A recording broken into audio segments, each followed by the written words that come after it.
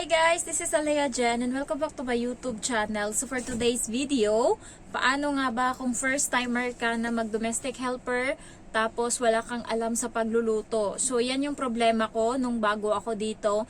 Hindi naman ako bago sa pagluluto kasi maano naman ako sa Pinas. Medyo may kaalaman naman ako sa pagluluto kasi nagtrabaho ako sa karinderya or sa kantin sa Quezon City.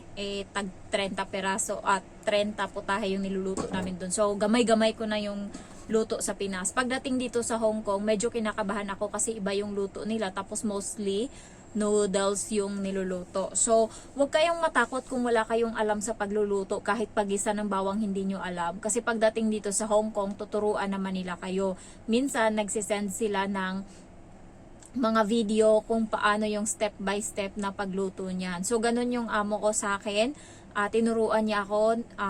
Dalawa kaming nanonood ng video. Pinapanood niya muna yan, inaalam niya. Tapos, papahanda niya sa akin yung ingredients. Tapos, ayun, sabi niya, sige, start ka na magluto, ganyan. Pero dapat guys, kapag nagluluto ka, nagte-take down notes ka rin kasi nga, para may idea ka sa sunod, baka ipaluto sa'yo yan sa sunod tas wala kang alam. So, ito yung mga nakasulat sa akin na mga take down notes ko. Tagalog yung sulat ko.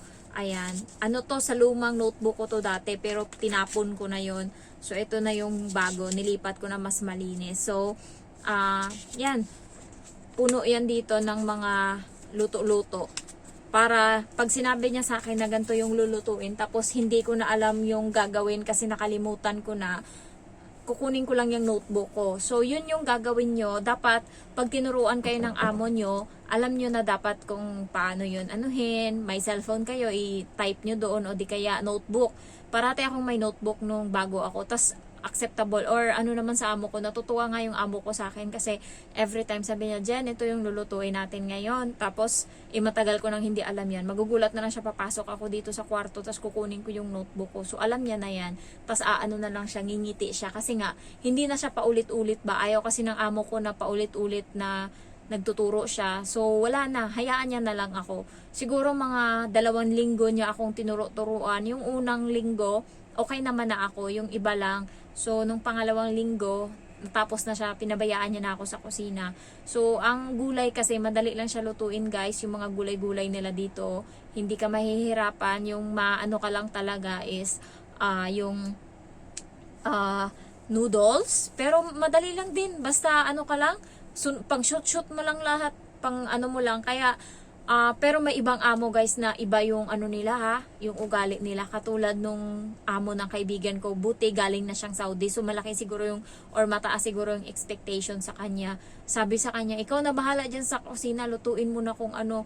So ang una niyang niluto is nag-adobo siya ng ano, ng baboy. Ganyan. So guys, pwede naman, nag-aadobo sila dito, tas nilalagyan nila ng mani, yung baboy, nilalagyan nila ng mani, or kaya mushroom, or di kaya ihalo nila yung sea cucumber.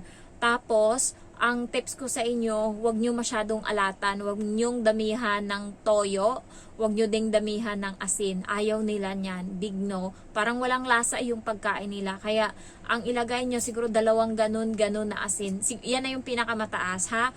Lalo pag adobo, huwag masyadong huwag nyong lagyan. Ang ginagawa nila, dark soy sauce nung nilalagay para mas umitim yung kulay. Pero hindi siya ganun kaalat. So, lalo dito guys, hindi ako masyadong maalam sa mga light soy sauce, dark soy sauce, ganyan. May mga iba kasi ganyan yung ginagamit. Yung amin, ginagamit namin dito is all-purpose na soy sauce, tsaka sweet soy sauce, yun lang.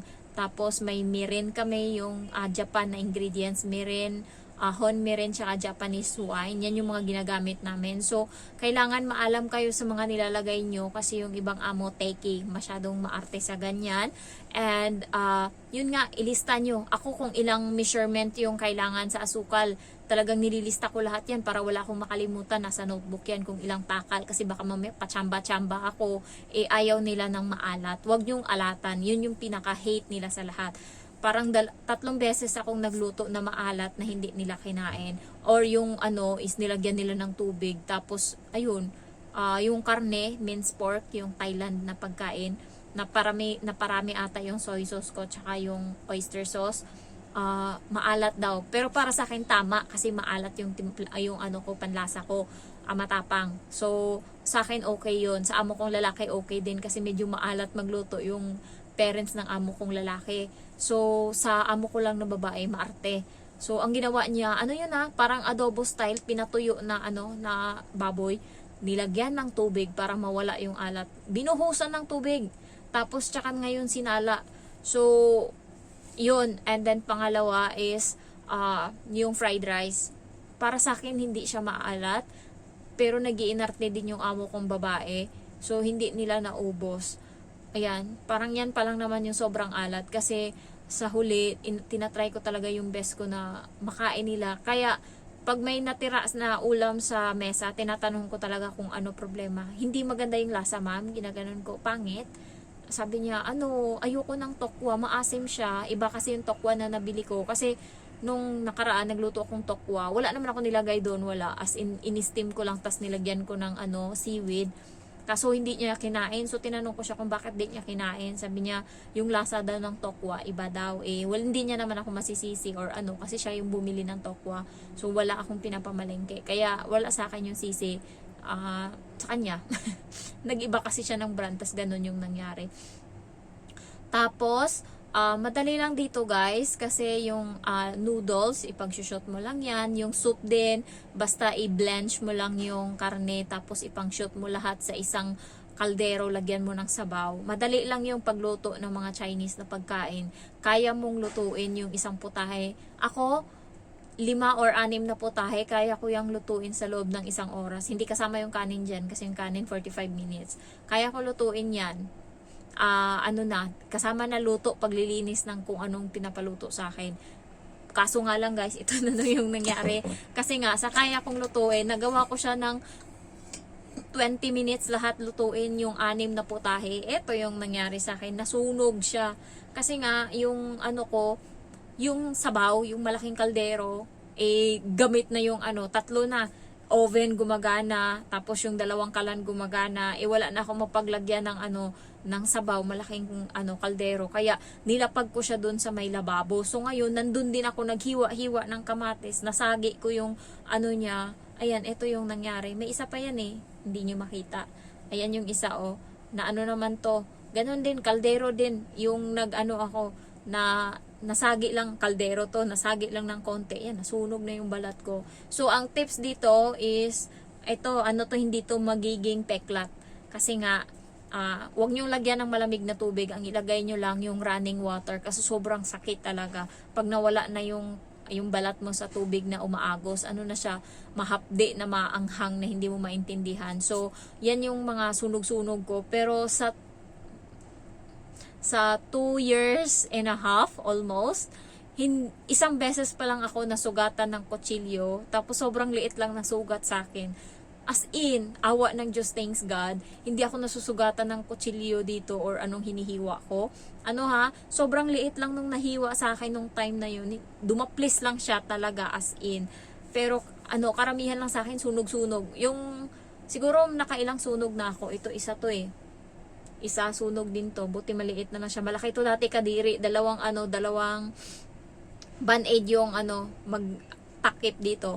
Ayan, tapos 2, 3, 4. Siguro mga 6 na sunog pa lang ako sa loob ng 2 taon mahigit. So guys, maano lang yung trabaho dito sa pagluluto. Hindi siya masyadong maarte. Lalo yung mga bata, prito-prito lang yan. Mo lang yung macaroni, lagyan mo lang yan. Or ilaga mo lang yung macaroni, tapos ilagay sa gilid, ganyan. Kumakain lang sila dito ng plain lang na macaroni, walang sauce. So, hindi siya ganun kahirap, lalo yung bata, yung kamatis, igigisa ko lang yan, lagyan ko lang ng ketchup tsaka sukal, okay na yan. So, ang problemahin nyo is yung owa. Huwag nyo problemahin yung pagluluto. Mamroblema lang kayo niyan sa TESDA kasi hindi kayo pinapapasa doon kahit wala namang kwenta yung tinuturo nila, sa totoo lang. So, nagsasayang lang ng 5,000 mahigit.